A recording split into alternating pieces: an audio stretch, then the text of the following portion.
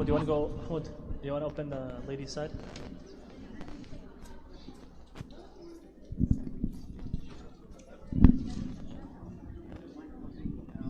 Yeah. So after you're done, you sit here, and when I ask you to type, just type. Okay.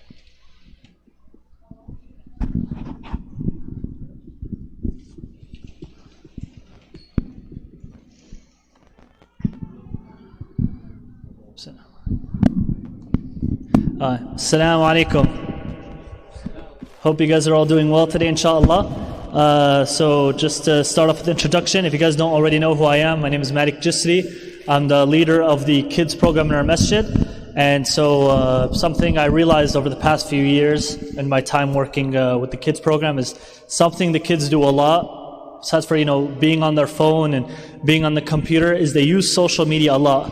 All of us here, we use Facebook or Instagram. The kids right now are using stuff like Instagram, TikTok, Discord, YouTube.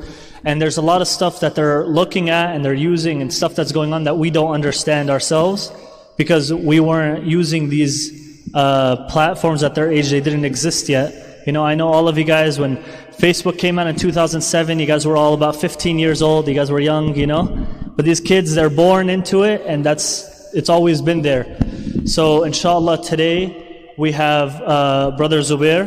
I'm going to give you guys his biography. Brother Zubair is a licensed clinical social worker who has worked as a mental health professional since 2010. Faiz currently works full-time in the public school system as a psychiatric social worker who supports the social and emotional needs of high school students and their families. Faiz is a part-time clinician at Khalil Center with a concentration in supporting the emotional needs of teens, young adults, young professionals, couples. Faiz also provides premarital coaching and couples counseling. For the past 15 years, he has worked within the school and hospital settings with individuals of all ages to address social barriers, emotional struggles. He has received a master's in social welfare at USC and is licensed through the Board of Behavioral Sciences. So, inshallah, today he's going to be going over how social media affects you. Specifically, we're talking about the kids, how it affects them, the use of it, the stuff they see on it, and stuff like that, inshallah. So, jazakallah khairan. Assalamu alaikum wa rahmatullah. Bismillah, alhamdulillah, wa salatu wa salam ala rasulullah, Sayyidina Muhammad wa ala alihi wa sahbihi wa sallam tasliman kathira. رب اشرح لي صدري ويسر لي أمري واحلل عقدة من لساني يفقهوا قولي. بسم الله الرحمن الرحيم. Good evening, everyone. How's everyone doing this evening? A long week of work, right? The weekend comes, inshallah, we get some rest and relaxation and family time. But I appreciate you all having me here this evening. This community actually it holds a special place in my heart. When I was a young person myself, in my tweens and teens, back in the late 90s, Sheikh Hamdi probably doesn't remember me at all, but we used to come from the valley for programs that used to be done through Muslim American Society at different parts of greater LA. The valley being one area, here Hawthorne, and different other parts, Orange County, before ISOC was what it is today. And I remember coming specifically in Ramadan and staying the entire night in Qiyam programs. And I remember even one morning, my friends and I slept here after Fajr before we drove home because we were scared that we would fall asleep behind the wheel. So this is a very, this masjid has a special place in my heart. I ask Allah subhanahu wa ta'ala to shower His mercy and blessings upon this beautiful community. Ameen. So to clarify, first and foremost, you heard Fayaz, you heard Zubair. It's a little confusing. So my name is actually Fiyaz Sayyid. In the Hyderabadi Indian culture where my parents are from, there's two names that you get. Some of you might be familiar with this. And my community name that everyone knows me by is Zubair. But if you go in my professional setting, they know me as Fiyaz. So you'll kind of hear these two names potentially interchanged. It's the same person, just two different names. So again, my name is Zubair. I have been working in this field of social, emotional well-being for about 15 years now. And what I wanted to do with you all this evening was to talk about the reality that we live in today. our children in particular, because that's a big part of us as parents. That's our concern, right? How many parents do we have in the crowd today? Raise your hand for me. Parents. Yes, majority of us. Yes. So that's there's a special concern, worry that we have for our children naturally. But this presentation kind of, inshallah, it's intended for them, us as parents, as well as individuals. Because part of being a good parent is being a good person, modeling. And so part of what we're going to be talking about as we cover this topic of social media and its correlation with mental well-being, I want you to think about your children, but I want you to think about yourselves as well, inshallah. So to get started, if I can have Malik go to the last slide, what we're going to do is, first and foremost, I want to make sure that I cover the things that are on your mind. If you have some things that you're kind of hoping to discuss, hoping to cover. So we have this parking lot that we call it. I want you all to kind of share with me if there's anything that you're hoping to cover, thoughts, questions, concerns, worries that you're hoping will be addressed in this conversation, in this workshop. Anyone would like to start us off?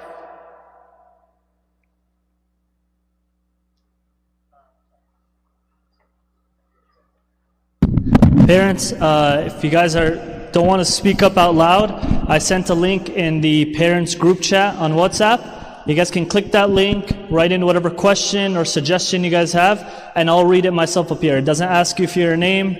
It just asks, just has a spot for you to answer the question, inshallah. So part of this is really us kind of having a comfortable, honest conversation, right? And so, is there anything that you're hoping to cover in this presentation? For your children, or for your family's children, or for your friend's child, or for yourself, that you're hoping is discussed? A question that you have on your mind. Yes? I would like to know if there's a way we can prevent bad seed with the kids that are watching. Got it. So is there a way we can manage their screen? Manage what they see and what they don't see. Okay. Put that down. Yes. What else? Good. Jazakallah khair. Anyone else? Something that's on your... Yes?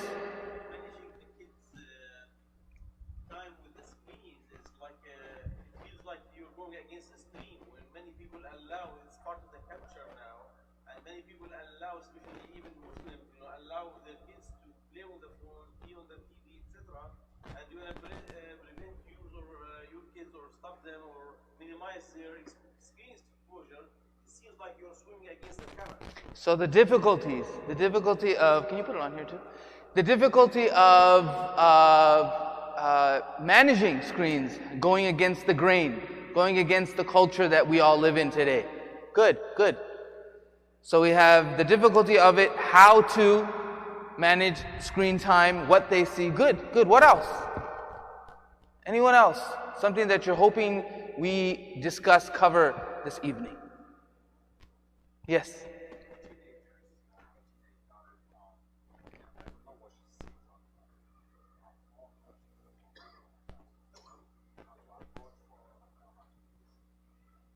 How to approach that conversation in and of itself. Is that what you're getting at? Absolutely. And the older they are, the harder it becomes, right? Yes. It's a challenge, it's a struggle that we all deal with. So when we share our questions and our comments, we should feel not like we are alone, but we are here with people who are in that same struggle as I am. I have a 13-year-old myself, a 10-year-old, and a 7-year-old. So we're all on the same boat here.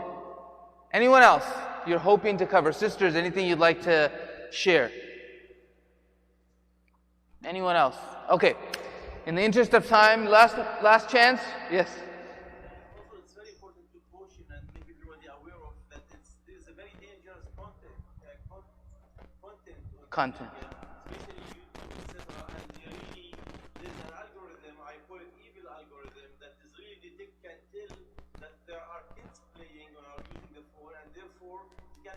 Especially if you're not with a paid subscription to YouTube or something like that, they can expose you to certain ads that really defy all kind of norms and all kind of values. Absolutely. All of us subscribe. Absolutely, absolutely. There's a lot out there. A lot of content out there. Good, bad, and ugly, right? And so navigating all of that. Okay. All right, inshallah. Last one and then we'll get going. How to become friends with our kids rather than become their enemies? Because we kept telling them we want the best for them, and they keep saying no. Yes, yes. How do we become their friend and not their enemy? All right. The million-dollar question, right? Inshallah, we'll definitely address that as well. Bi-idhnillah. Okay, so getting started. If you can go back to presentation mode and just put it on that first slide. So what I'm going to ask you all to do first is I want you to participate with me in a questionnaire. Okay, so pull out your devices.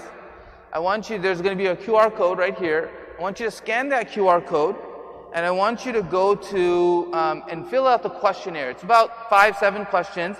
After you fill, it's anonymous, so don't worry about your identity being linked to it. I just want you to take a moment and fill out the questionnaire, okay?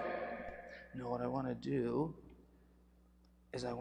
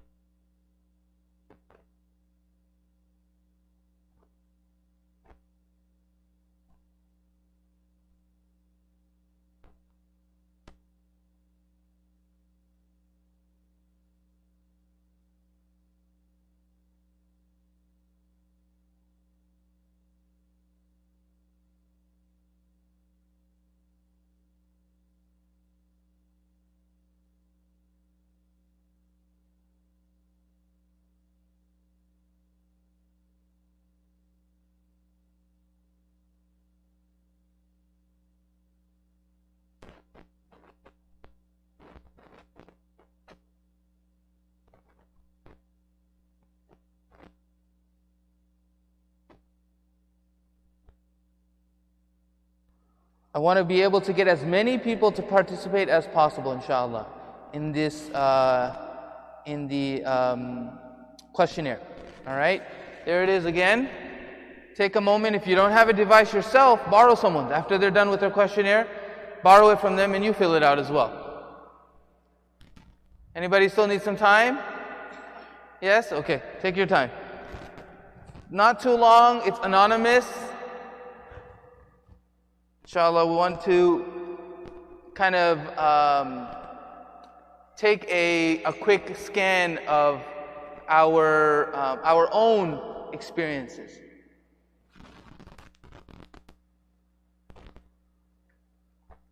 Anybody having trouble with the questionnaire? Is it working? Somebody already completed it? Yes, yes, yes. Alhamdulillah. Awesome.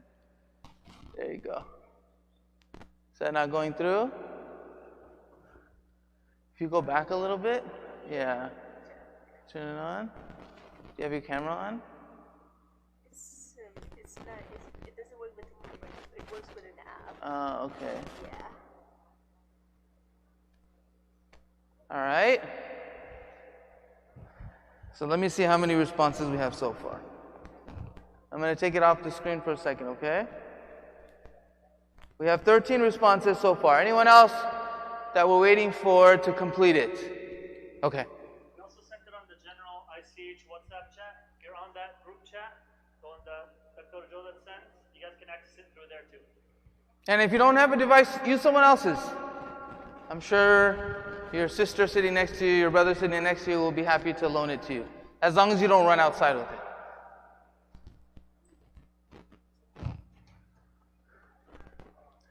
All right. Again, in the interest of time, I'm gonna kind of move forward, inshallah.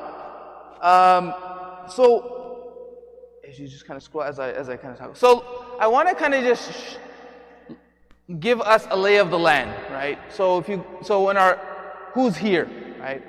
Part of what we see here is everyone here is 20 and above. We don't have anyone here in that's filled out the questionnaire, at least, that is 19 and younger, okay? Owning a smartphone, out of the 18 responses that we have, we can scroll down a little bit. Everyone owns a smartphone. Keep going. Social media platforms that are used. Most common, most often used, we have Facebook and we have other. I'm curious, what is other? Snapchat? Somebody said Snapchat? WhatsApp? YouTube? Instagram? Instagram is here. Okay. WhatsApp. Okay. So we see Facebook kind of being a predominant one here. Instagram not as much. TikTok less. Twitter less. Okay. And I want you to keep this in mind, okay? Next question. Do conversations on social media influence people, us sitting here, our product choices? 68.4% of us said yes, it does. Sometimes it does. Never 20% of us. Do you try to filter the content you consume online? You as an individual. 68.4% of us said yes. To what extent has social media affected our self-esteem individually? 42% of us said seldom. 31% never. To a large extent, 26% of us said that. It does affect us. Has social media had an effect on our mental well-being, our mental health? 26% of us says yes. 42% say no, 31% says maybe. So just to get a sense of our own experience engaging in social media, the world of technology today, okay? All right, let's go back to the presentation. Go to presentation mode. No, the next slide. So, with that said, right, if you go back. Yeah. So what's the foundation of this conversation? The foundation of this conversation, and of course I understand we're all here for our children, but again, we are models for our children. And so I want us to think about this conversation for them and as well as for ourselves. The foundation that we are working with are two important concepts in Islam. One, and this is one of the special qualities that Allah subhanahu wa ta'ala blesses the ummah of Muhammad sallallahu alayhi wa sallam with, and that is, وَكَذَلِكَ جَعَلْنَاكُمْ أُمَّةً وَسَطًا, that we are a balanced nation, that we are a moderate nation, that we are not extreme conservatives, we are not extreme liberals, that we don't do something to any extreme, but we find a healthy balance for ourselves. And what's very fascinating about this verse, and I'm sure some of you even know this, is Allah subhanahu wa ta'ala speaks about the value of our balance in this verse, and this is in Surah Baqarah. And in Surah Baqarah, how many verses are there? 286. 286 divided by 2 is 143. What verse is this? This is 143. Allah subhanahu wa ta'ala in the middle of Surah Baqarah, literally, mathematically, right in the middle, Allah says you are a balanced and middle nation. Subhanallah. Reminding us that we have to find balance in our lives. So part of this conversation for our children, and this is kind of what we are conveying to our children just as much as we are teaching one another, that we are finding balance in everything that we do. And the second concept, and this is from the 7th verse in Surah Kahf, where Allah subhanahu wa ta'ala, He says, إِنَّا جَعَلْنَا مَا عَلَى الْأَرْضِ زِينَةً لَهَا لِنَبْلُوَهُمْ أَيُّهُمْ أَحْسَنُ عَمَلًا. That this world is designed in a way where it will distract us, where it will test us. The world itself is filled with zina, with adornment, with glitter and glamour, and distractions that catch our attention. And this reality that we live in, as Allah subhanahu wa ta'ala mentions, the purpose, the point of it is to be tested and see which one of us can do the best with what this world has to offer. And this world for us as Americans living in Los Angeles is different than the world for somebody who's living in a different part of the world.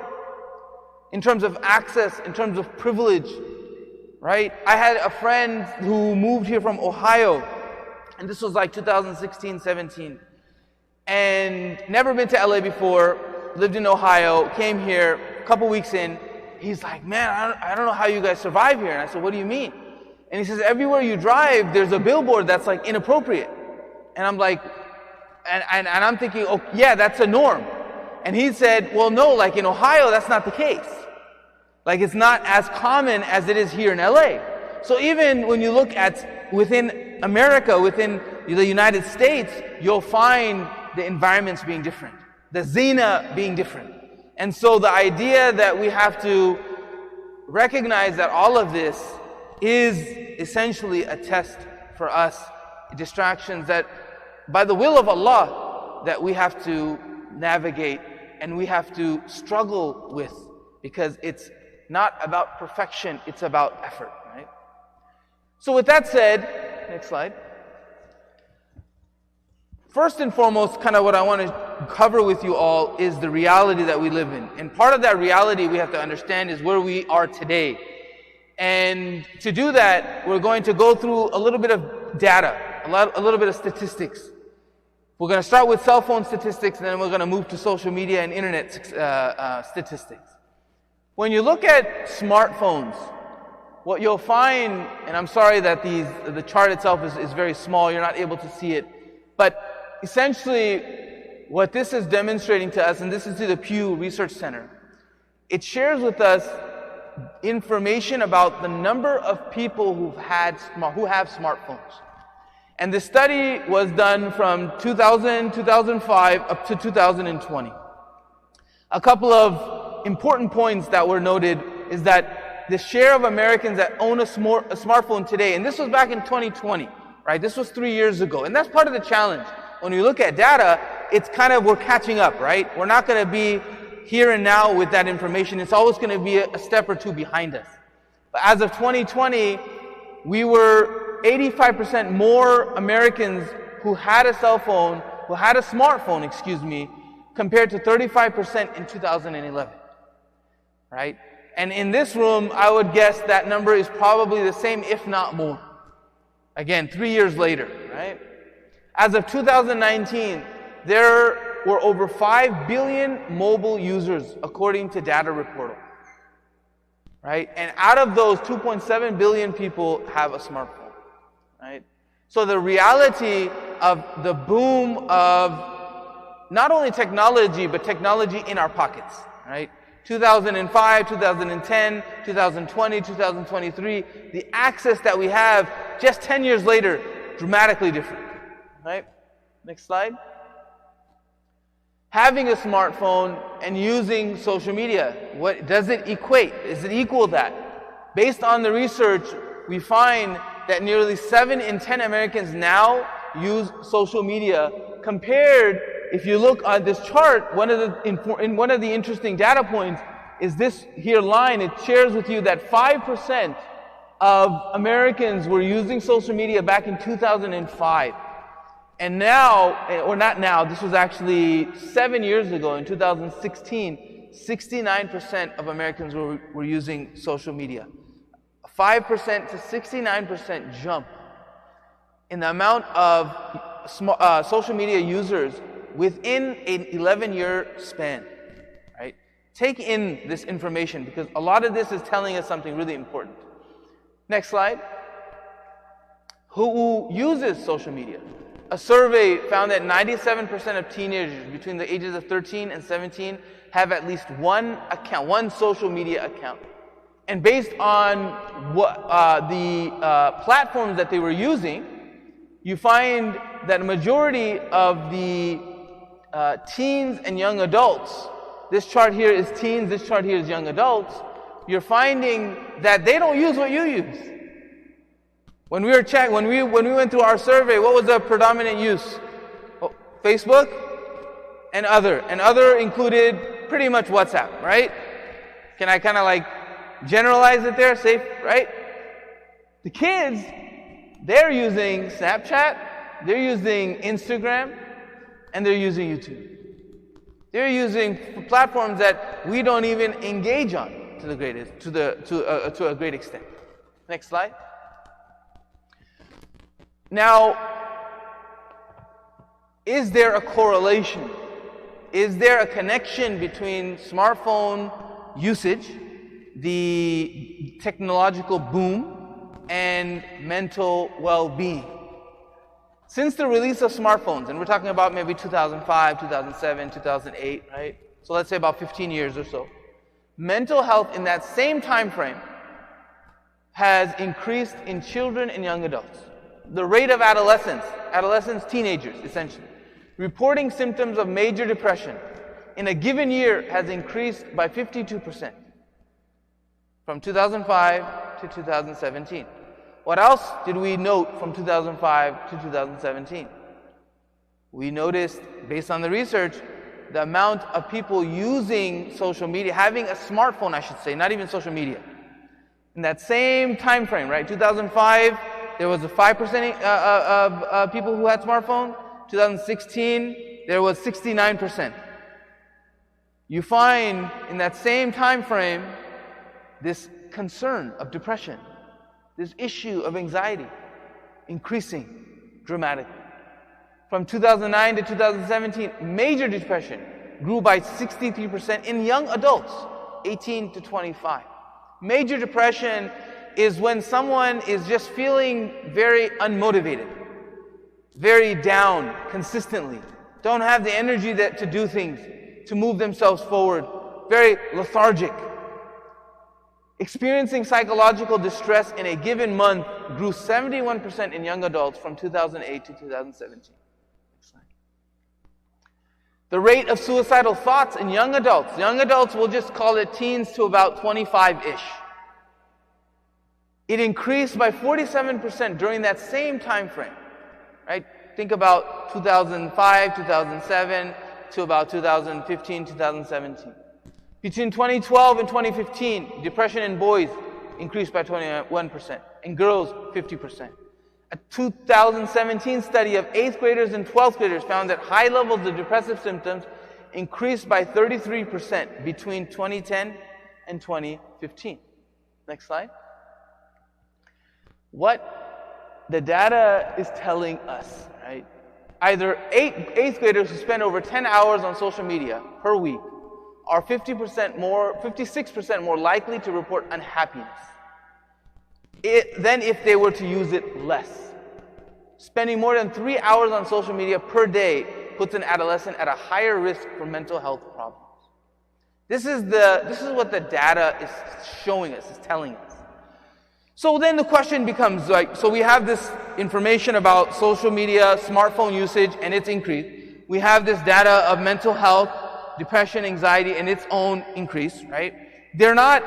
When they're doing this research, it's not as if they're doing it at the same time. These are separate kind of research that's being done, right? Data collection. So then the question becomes, does correlation relate to causation? Because when you think about two different things that are happening at the same time, does it automatically mean that they are causing each other? Not necessarily. Not necessarily. But based on the research and based on the more and more information that's coming out, and as the young generation like Malik grow up and they themselves become adults and they themselves begin to report information, researchers are coming to a conclusion that there is causation. That this correlation that is there, that there's the more and more we are engaged with smartphones, with technology, with social media, there is a causation. There is something happening, and that is our mental health is being affected in a negative way. Right?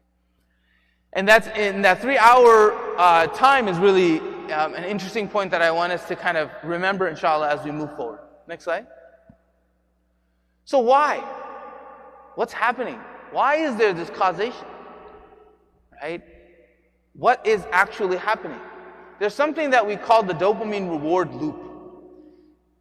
You see, Allah subhanahu wa ta'ala has developed us in a certain way. Our minds work in a certain way. We have this intrinsic motivation, and that this intrinsic motivation isn't something that just happens randomly. It happens by design.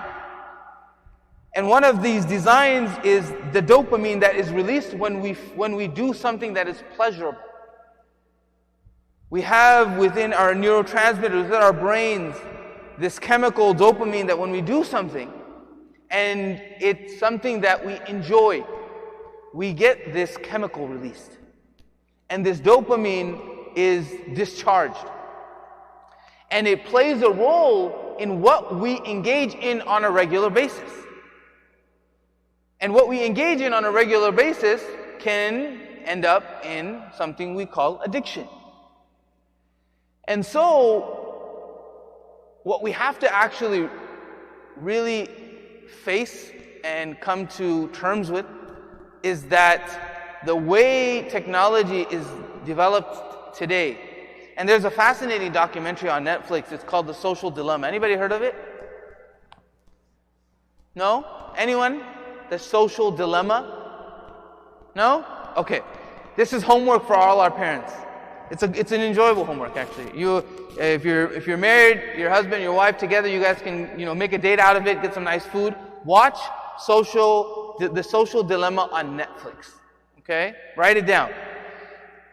And if you don't have Netflix, subscribe, watch it. And if you don't want Netflix, unsubscribe afterwards. But you have to watch this. This documentary is fascinating. What happened initially when everything was kind of developed and groomed, Google, Facebook, all of these large corporations that were kind of at the forefront, Apple, that were at the forefront of this technological boom, all of the executives and the people that were really kind of pushing the design, some of them ended up at some point down the line realizing, oh my God, this is really bad. And they stepped away and they participated in this documentary. And they share with you in this documentary what happened with the design, why and how they design things the way they design things. When we receive an alert on our phones and it pops up on that top bar, it's not there just because it looks good. They speak about this in this documentary that psychiatrists, psychologists were utilized to understand how to capture people's attention. Not only capture our attention, but what would get us to kind of go back, continue to engage on a certain platform, to keep going back to a certain app. What would get us to purchase items, to share with others what we are buying. And so there a lot of research, a lot of human psychology, understanding human psychology went into how and why we use the phones that we use today. And so I share that with you because this is a very deep concept that we're not going to have time tonight to dive into. But it's a reality that I want you all to be familiar with as individuals and as parents. This idea that, forget about your kids, even you. Take a moment and notice when your phone goes off, it chimes, it rings, it buzzes, what happens to you? If you can leave it there or if you have to go and check it. How long it takes for you to have to go and see whatever post you have, whatever thing you posted, to go and check if you have any likes on it, or if somebody's followed it, or if somebody's commented on it.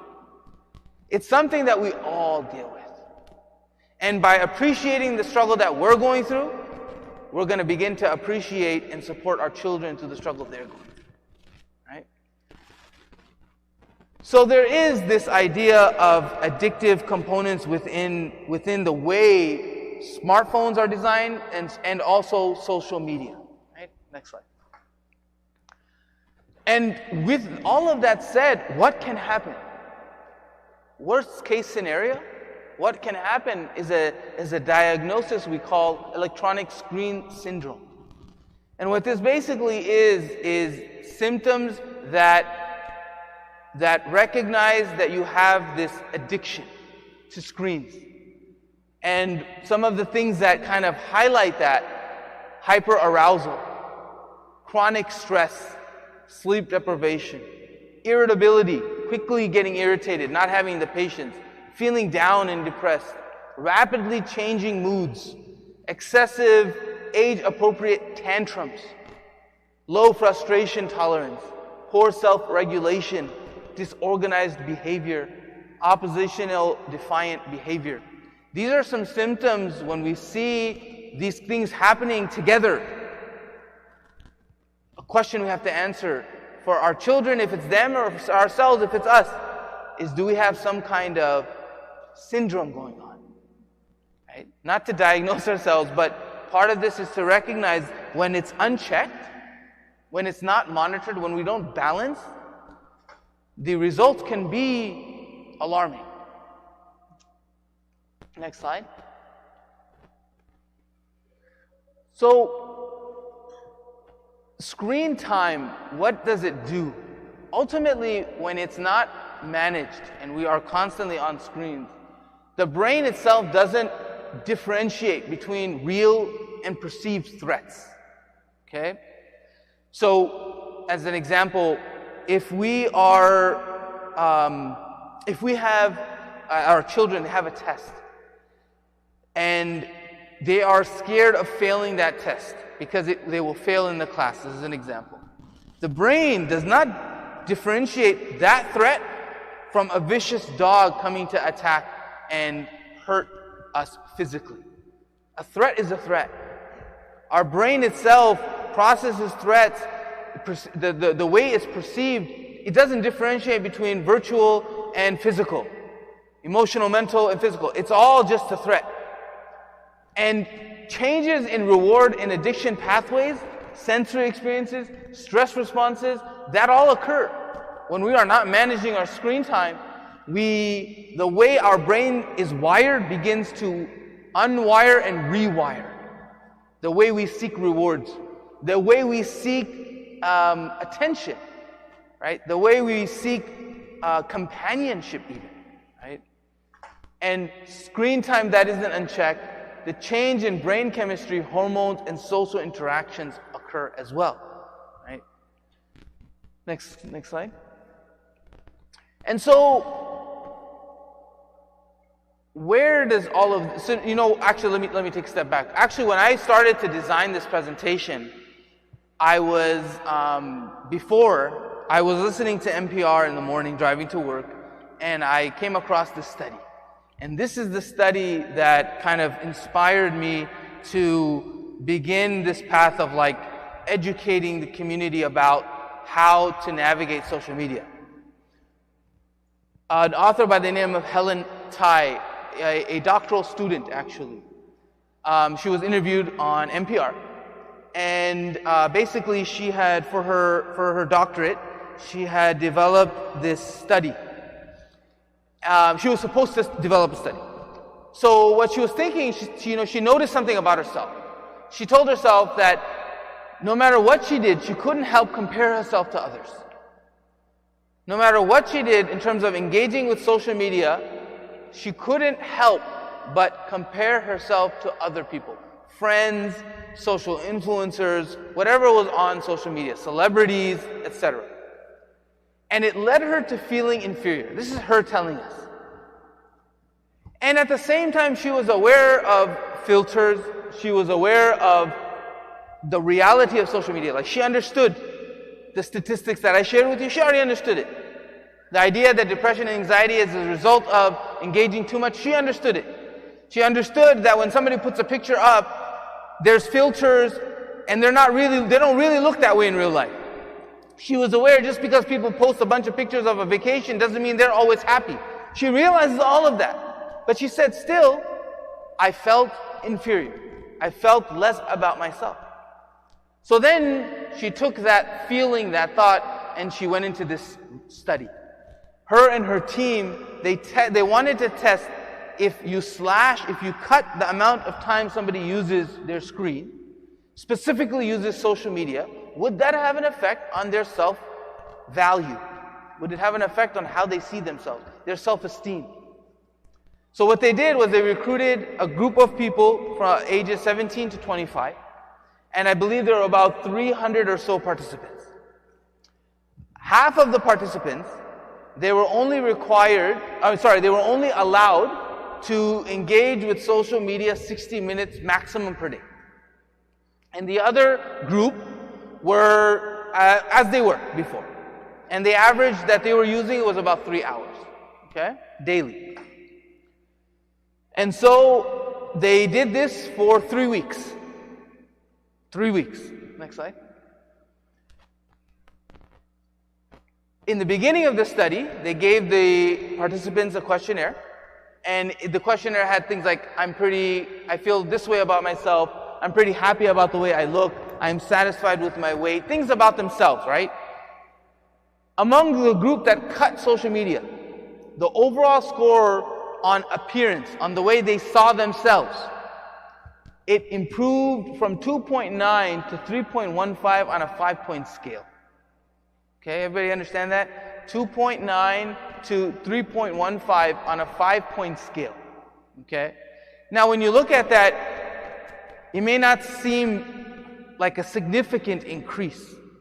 But there's two things I want you to keep in mind. How long did this study go for? 3 weeks. In just 3 weeks' time, they found that people began to feel better about themselves. 3 weeks. And all they didn't do anything beyond making sure that they didn't engage in social media more than 60 minutes per day. When you look at that, you realize how significant of a finding that is. And so this randomized control trial, it demonstrated promising results that our appearance, our self-esteem can improve when we manage our social media usage. All right, next slide. And so with that, there were suggestions that they gave. And these are suggestions for ourselves and inshallah suggestions for our children as well. One, the reality is that the digital age is here to stay. The digital world that we live in today, it's not going anywhere, right? We can't get rid of our phones, and we can't even prevent our children from having phones. At some point in their life, they're going to need a phone as well. Whatever age that we decide as parents, eventually they're going to need it, right? I mean, I do everything on my phone. I do my banking on my phone. I communicate with work on my phone. I communicate with family on my phone. It's something that we all use. It's part of our lives now. So with this reality in mind, what can we do? What can our children do? Number one, when it comes to our social media use, and again, this is a part of modeling as well, is we have to teach our children to curate their feed, to manage what they see and what they don't see. And part of managing it is recognizing what makes me feel bad. What makes me question my own self-value. If a story or a post makes us feel uncomfortable or less about ourselves, then we should be making a conscious choice to leave it, to delete it, to unfollow it. We should be scheduling breaks. Scheduling a whole day of a break or breaks within a day, consciously making sure that we are keeping ourselves away from screens, turning off notifications on our phones, and setting limits on how much we use those social media apps. One of the questions was, how do we manage it? And I think it would be great, and our young folks, they have the skills that we don't have in terms of going onto our settings in our phones and putting the number of minutes that we can use an app and limiting it. They have all those skills. It doesn't take, a specialized individual to come and present that information to us. It's very simple. We just have to take a moment and understand it. And we don't even need someone to present it nowadays. We can go on YouTube and it'll teach us in 5 minutes, right? How do I limit my Facebook app? And you'll get, a bunch of videos telling you do this, do step 1, 2, 3, 4, 5, and you got it, right? So being able to manage those settings in our phones, turning off notifications, limiting the number of minutes that we use our screens, use the time that we were giving to social media. And I mentioned a magic number. What was that magic number of daily usage? What was the one that was that led us to 3 hours? That led us to an unhealthy emotional state. 3 hours, right? That we have to if we're not on for 3 hours, imagine, subhanAllah, in one day we're awake for maybe 16 hours, let's say. Out of that 16 hours or 15 hours, let's say, 3 hours of time that we are not using to social media anymore, right? That is, 20% of our day? What do we do with it now? Our children, 20% of their day, what do they do with it now? we have to participate with them in engaging them in different things that will allow them to experience the world in its physical sense. Right? We can't just tell our children, turn off your phone, don't use it, and then they're going to, go crazy because they have nothing else to do. Part of it is us helping them along that journey. Of course, at the same time, it's good to be bored. There's this concept, subhanAllah, that we've lost in this generation, where boredom is something that we used to experience. And boredom was good, because when you're bored, what do you end up doing? You end up being creative. You end up doing things that you've never necessarily experienced. You end up contemplating. You end up reflecting, being comfortable with being alone by yourself. There's a lot of values to being bored, but we don't have that today. And so part of it is allowing them to be bored, but also part of it is making effort to fill some of that time with real life activities, right? And last but not least is connecting with people. Connecting with people that share our values. And I know this is not as easy. It's easily said, more difficult to do. Because part of it is, you can't choose your kids' friends, right? You can do the best in giving them a good environment, as we all try to do, right? Coming to the masjid on a Friday night, enjoying they're out there playing basketball, and they're out there hanging out and connecting with each other. And it's beautiful to see children running around in the masjid, in the musalla. That's what a community needs. Because the children, they need to be able to kind of connect with one another at this level, to build companionship with people who share these same values, who share these same kind of beliefs. And so we want to try our best to facilitate those types of opportunities so our children connect with others, and we connect with other families as well that share those kinds of beliefs, that share those kinds of values. Because as the brother mentioned, we are fighting a battle upstream. We are fighting a current. That current is slightly changing because research is providing us the realization of what's really going on. And so Muslim or non-Muslim doesn't matter. We're all realizing, oh man, we need to really figure this out. But it's happening very slowly. And so we want to be more proactive than reactive. And so part of being proactive is surrounding ourselves, our family, our children with those who have the same values around social media use, around screen time.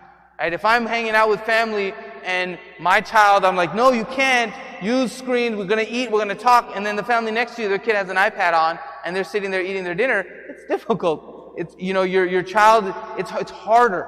I don't want to say it's impossible, but it's more difficult for them and for you to kind of navigate. So it's easier when we are with like-minded individuals. And with that, I want to conclude with the next 3 slides. Really kind of, I call them a memorandum. If you can go to the next slide. I call it like a memorandum from your child. And what I mean by that is, like, this is advice from your children to you. As you navigate, as you help them along this journey of balancing out their usage, of informing them about these challenges, of being on their side and letting them know that we are struggling, all of us together, and helping them along this journey. Number 1, advice from your children to you. Set limits for me. I know quite well that I ought not to have all that I ask for. I am just testing you. We have to empower ourselves to set limits for our children. It's something they need and something they want. Right? But how we do it is the key. Right? Be firm with me. I prefer it. It makes me feel more secure. We don't have to be so wishy-washy. Love is not just giving our children everything they want. And love is not being strict and an authoritarian in our household either. What did we mention in the beginning? That we are a balanced nation. So in the household, as a parent, we are balanced. We're not strict dictators, and we are not liberal, open people who let our children do whatever they want. We find the balance that we are firm, but we are firm with compassion and kindness and love. Be consistent. When you are not consistent, it confuses your children. It confuses them and it makes it harder for them to get away from the things that they need to get away from. Don't do for what I can do for myself. It makes me feel smaller than I am. Empowering our children. The older they become, the more we have to partner with them, the more we have to work with them and allow them to make decisions and make kind of movements in their life. Of course, age appropriate. But don't always just do for them. Love is not just making everything easy, right? When you want to correct your child, correct them in private.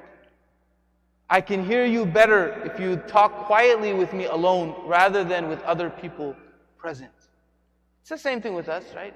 I make a mistake in salah. Do I want Shaykh Hamdi to call me out in front of everybody? No. I want to be pulled aside and I want to be told, this is how we do it. Right? What did the Prophet ﷺ do when the man came and urinated in the masjid? Urinated in the masjid. Right? He takes him aside and he explains to him, this is not what we do in the masjid. This is where we do it. He wasn't aware. So how we give our children advice really matters. How we correct them. When and how, what environment. Next slide. Talk about my behavior when our conflicts have gone down. In the heat of the battle, somehow my listening gets bad and my cooperation is even worse. It's okay for you to take the action needed, but let's not talk about it until we are all calmed down. In the heat of it, you don't need to lecture your kids. In the heat of it, you don't need to sit them down and give them a lecture on why they did what they did and what they need to do next. In the heat of the moment, nobody's listening. And that's biological, because when we get into threat mode, when we're in this hyper arousal mode of anger, frustration, of anxiety, what happens? In our minds, this part of the brain shuts down and this part of the brain lights up. This part of the brain is where our feelings, our anxiety take control. This side of the brain, the frontal cortex, is where we make informed decisions. We use memory, knowledge, we use experience, we use logic and rational thinking. It all shuts down when we are emotional. So when you talk to your kid, the old saying, in through one ear, out the other, that's exactly what's happening.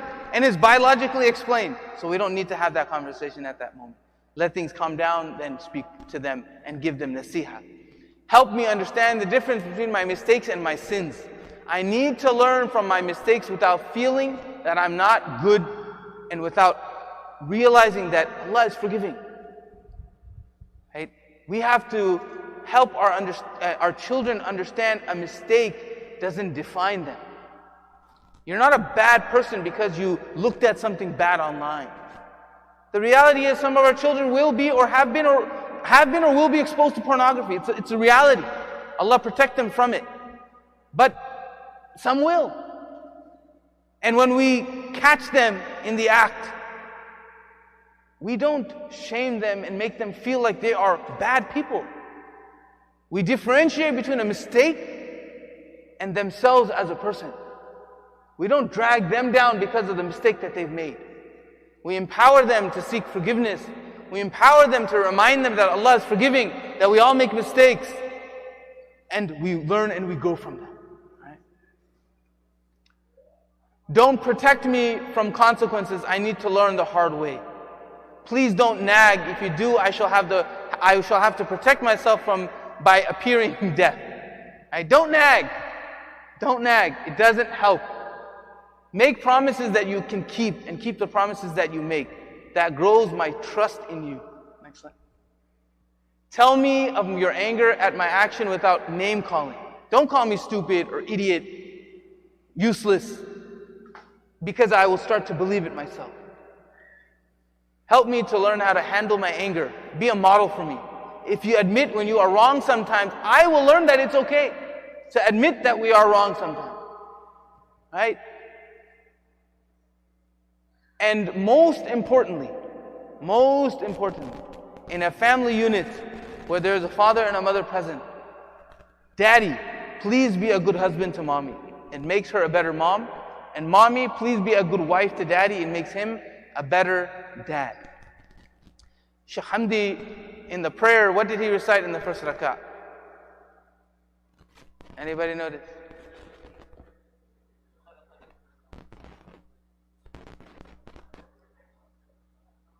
Shaykh Hamdi recited to us one of the beautiful signs, the ayat of Allah, that there is spouses, that there are relationships that are formed, and those relationships are formed with compassion and love and mercy. That is what our children need. At the end of the day, that's what they need. There's a saying that the best gift a father can give his children, the best gift a father can give their children is to love their mother. The best gift. So in the end, we ourselves be good to one another as husbands, as wives, those adults in the household, because that in and of itself has a positive impact on our children. So with that, we'll go back to the parking lot. The next slide, I believe. And so we'll open it up, I guess, now to questions, comments, thoughts, and then inshallah we'll conclude with Isha prayer. Again, if anyone doesn't want to ask it publicly, wants to ask it privately, sisters, there's a QR code on the floor in front of you. Brothers, there's one over here. You scan it in, you write your question, and I'll read it out. But if you guys are ready, raise your hand and please ask your questions. Yes. Just a comment, not a question. Basically, I was following because this is a very interesting topic. I have listened to someone who specializes in this as well, and he's preached to this in public in the Bay Area, for Muslim organization in the Bay Area. His name is Leonard Sachs. He's a physician. He's a family physician and has a PhD in psychology. So he said he's been seeing lots of people, kids presented to him with so-called ADHD, and it's really a false Diagnosis. False diagnosis, because it's not really ADHD. It's just kids are being like bombarded with lots of attention-grabbing things in front of them, and therefore they appear as if they have an ADHD, which is really not the case in his opinion, and that's what he's been. In conclusion, I mean, he have a lengthy presentation which I attended once a few years ago. I forwarded that to Brother Malik. You feel free to send it to the community if you feel that's helpful.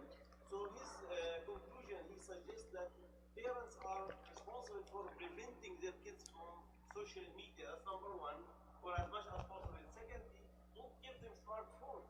If they must have a phone, give them a flip phone. Use it to call you for emergency or for that. Don't give them a smartphone. So that's one of the solutions. So part of that, Jazakallah khair, couple of things that were noted.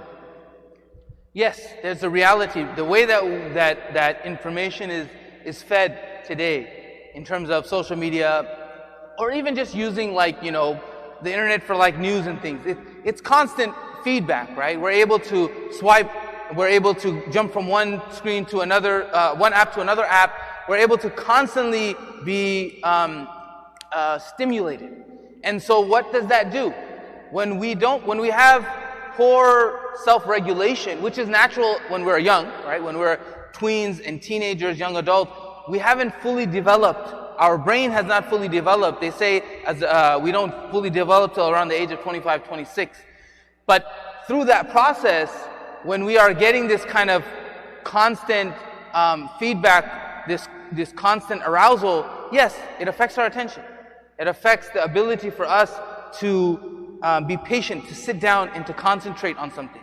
And that's a very important kind of reality that we live in today. And we have to manage that. We need to balance that. When it comes to smartphones, giving our children a non-smartphone for emergency, absolutely. We have to, as individuals, as parents, we have to decide when our child should have a smartphone. But the reality also is, at some point they will have a smartphone. Maybe that be 16, 18, 21, 25, 30, whenever it is, they will have one. So the question you also have to balance is, when they get it, have I given them the tools? Have I helped them along the journey so that when they get it, they're not shell-shocked, right? They're not overwhelmed with this, and that they don't know how to navigate it. So it's not simply just keeping it away, because eventually they'll get it. It's also how, when they do get it, how they navigate. Any other? Yeah. One of the parents asked the question about dealing with peer pressure of young kids. So when we set limits, but their friends have a lot of free time or screen time, they think that we don't love them by not letting them use their phone or go on the screen. They feel left out with their peers. How do they deal with that? Yeah, that's a very good question. The question is, when we're trying to limit our children's screen time, and they have friends that are on their screens that playing video games or whatever have you, and our children want to, we're not letting them, and they're not able to interact with their peers, and they're like, you don't love us because you're not letting us, and we're alone, and we're becoming loners, and why are you doing this to me? You hate me, you don't love me, all that stuff happens, right? What is it? Emotional blackmail, right? It's difficult, and you'll never be perfect at it. Part of it is being comfortable with the idea that your child perhaps is trying to emotionally blackmail you, right? Part of it is not jumping to such a comment. Sometimes emotions get the better of us. And what I'm saying is we have to do our best not to allow that to happen. And with that said, to a certain degree, your child is right. What do you do?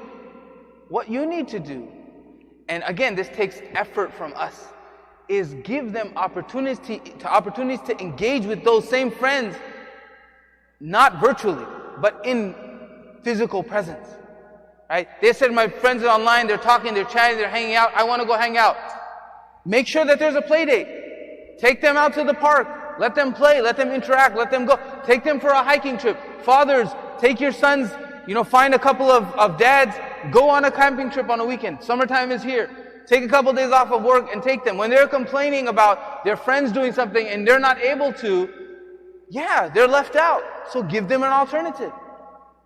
Give them something else that they can do to interact with their friends. Unfortunately, the days of going outside and playing on the block is not the case anymore, right? That's how we grew up. Grew up on the street, playing outside, football, roller hockey, whatever it was, right? But that's not the case in today's day and age. Kids are not outside. They're not out in the block playing. So you have to yourself make sure that that is being done for your child. Another question was, this is about screen time for the fathers. So it says, please address the dads who come home only to be on their phone or the TV and don't really spend time with the family. Jazakallah khair, sister. Whoever asked that question, Jazakallah khair. The comment was fathers. Fathers. And I'm a father, so I'm not immune. We come home from a difficult day of work, don't we? We're tired. We go through our struggles. I get it. Today I had a full day, right? I had a moment at home, and I live in the valley, so it took me an hour to get here. And when I drive back home, I'm going to be tired, right? But we have to recognize that our role in the family is critical. It's critical. To our children's well-being, it's very critical. We have to be present. We can't expect from our children something that we're not doing ourselves. That's hypocrisy. We have to be present. So if we are going home and we're sitting and watching the news and we're telling our children, don't bother me, and then we're turning around and telling our children, why aren't you talking to us? Why aren't you telling us about your day? Well, what do you expect? We have to be present. Fathers, we have to be present just as much as we expect more than we expect from our children, because we are modeling for them. Okay. Any last question? If no more questions, we're going to pray.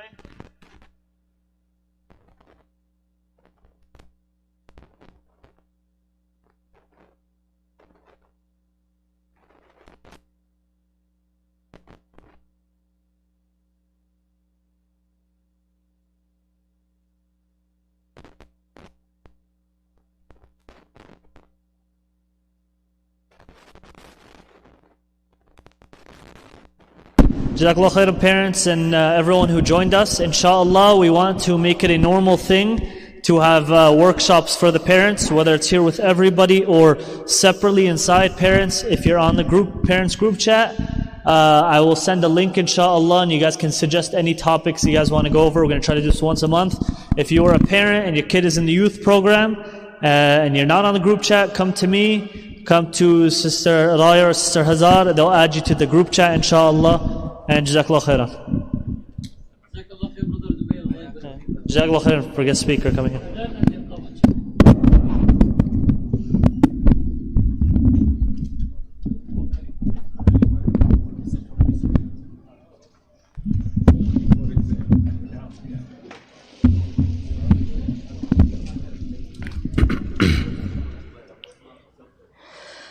الله أكبر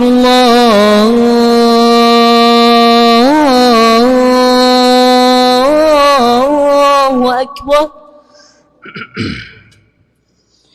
الله أكبر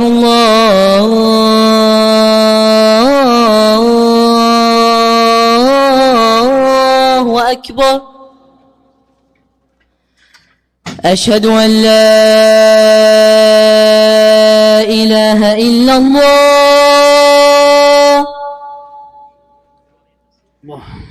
أشهد أن لا إله إلا الله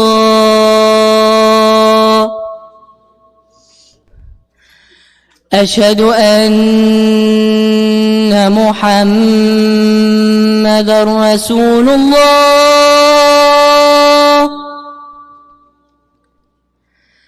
أشهد أن محمدًا رسول الله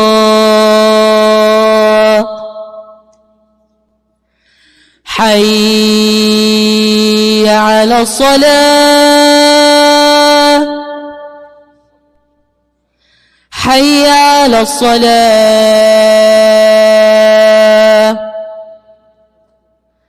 حي على الفلاح حي على الفلاح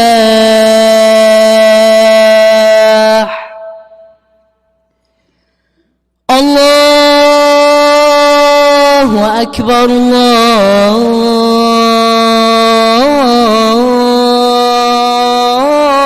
الله أكبر لا إله إلا الله الله أكبر الله أكبر أشهد أن لا إله إلا الله أشهد أن محمدًا رسول الله حي على الصلاة حي على الفلاح قد قامت الصلاة قد قامت الصلاة الله أكبر الله أكبر لا إله إلا الله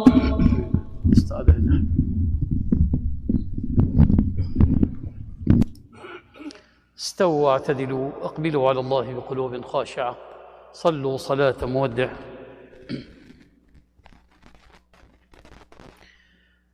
الله أكبر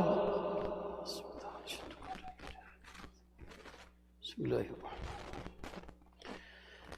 الحمد لله رب العالمين الرحمن الرحيم مالك يوم الدين إياك نعبد وإياك نستعين اهدنا الصراط المستقيم صراط الذين أنعمت عليهم غير المغضوب عليهم ولا الضالين آمين بسم الله الرحمن الرحيم ألف لام ميم ذلك الكتاب لا ريب فيه هدى للمتقين الذين يؤمنون بالغيب ويقيمون الصلاة ومما رزقناهم ينفقون والذين يؤمنون بما أنزل إليك وما أنزل من قبلك وبالآخرة هم يوقنون أولئك على هدى من ربهم وأولئك هم المفلحون. إن الذين كفروا سواء عليهم أأنذرتهم أم لم تنذرهم لا يؤمنون. ختم الله على قلوبهم وعلى سمعهم وعلى أبصارهم غشاوة ولهم عذاب عظيم. ومن الناس من يقول آمنا بالله وباليوم الآخر وما هم بمؤمنين يخادعون الله والذين آمنوا وما يخدعون إلا أنفسهم وما يشعرون. في قلوبهم مرض فزادهم الله مرضا ولهم عذاب أليم بما كانوا يكذبون. وإذا قيل لهم لا تفسدوا في الأرض قالوا إنما نحن مصلحون ألا إنهم هم المفسدون ولكن لا يشعرون. وإذا قيل لهم آمنوا كما آمن الناس قالوا أنؤمن كما آمن السفهاء ألا إنهم هم السفهاء ولكن لا يعلمون.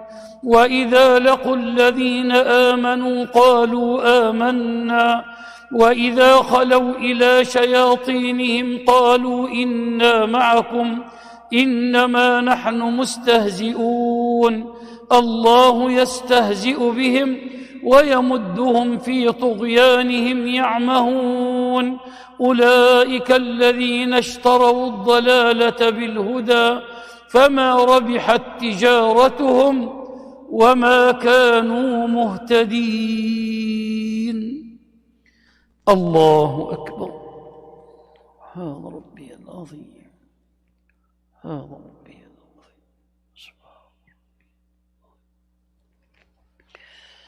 سمع الله لمن حمده.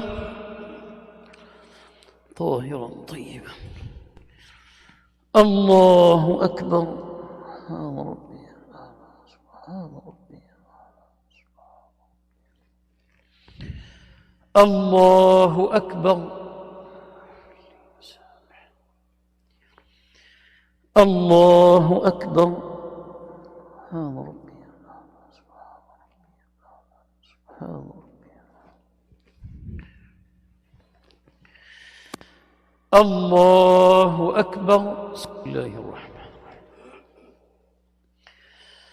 الحمد لله رب العالمين الرحمن الرحيم مالك يوم الدين إياك نعبد وإياك نستعين اهدنا الصراط المستقيم صراط الذين أنعمت عليهم غير المغضوب عليهم ولا الضالين آمين.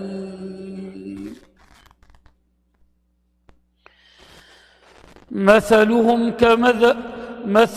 كمثل الذي استوقد نارا فلما أضاءت ما حوله ذهب الله بنورهم وتركهم في ظلمات لا يبصرون صم بكم عمي فهم لا يرجعون أو كصيب من السماء فيه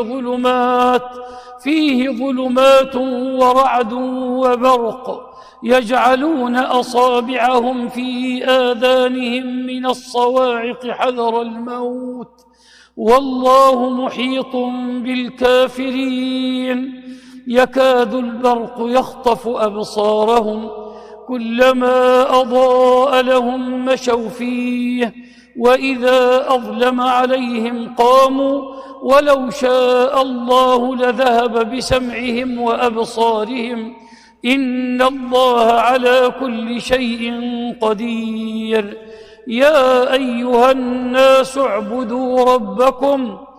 اعبدوا ربكم الذي خلقكم والذين من قبلكم لعلكم تتقون يعملون.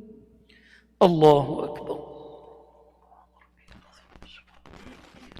سبحان ربي العظيم. سمع الله لمن حمده. الله أكبر. سبحان ربي الأعلى. سبحان ربي. الله أكبر.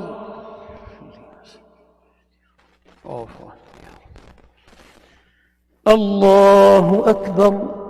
سبحان ربي. سبحان ربي. الله أكبر. تحيات لله والصلوات. أيها النبي ورحمة الله وبركاته. أي الصالحين أشهد أن محمدا عبده ورسوله.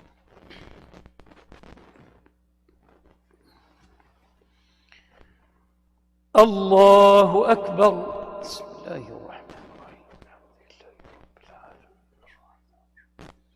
مالك يوم الدين. إياك نعبد وإياك نستعين. استقيم الصراط الذين أنعمت عليهم غير ولا الضالين. الله أكبر.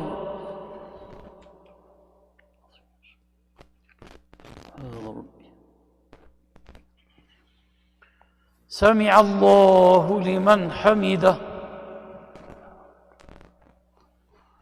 طيبا. الله أكبر.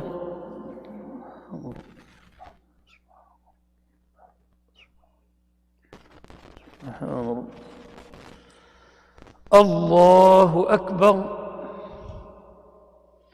سامح. الله أكبر. سبحان ربي.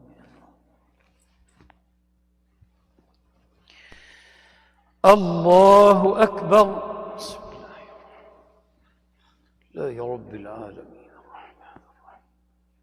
إياك نعبد وإياك نستعين. صراط المستقيم صراط الذين أنعمت عليهم غير المغضوب ولا الضالين.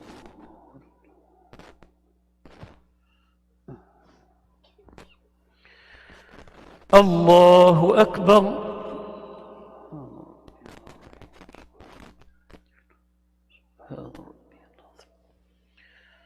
سمع الله لمن حمده. طاهرا طيبا. الله أكبر. سبحان ربي. سبحان ربي. الله أكبر.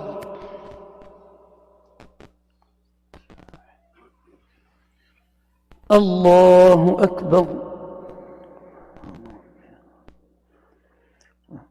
سبحان ربي. الله أكبر.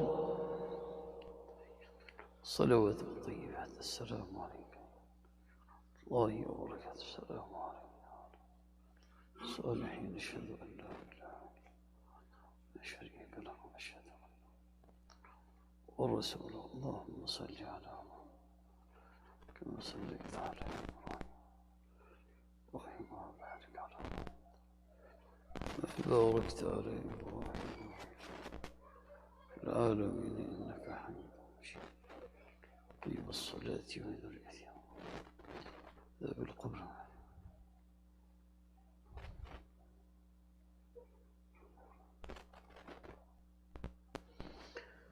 السلام عليكم ورحمة الله. السلام عليكم ورحمة الله. استغفر الله استغفر الله استغفر الله. اللهم أنت السلام. جزاك الله خير brother Zubair for the very important workshop and I hope this can be repeated for the youth also, special for the youth, inshallah, can help them. Two announcements. Number one, inshallah, this coming Thursday, it is fasting day. Fasting day. This month we have 2 days, fasting 2 days. That's the one, regular one, which is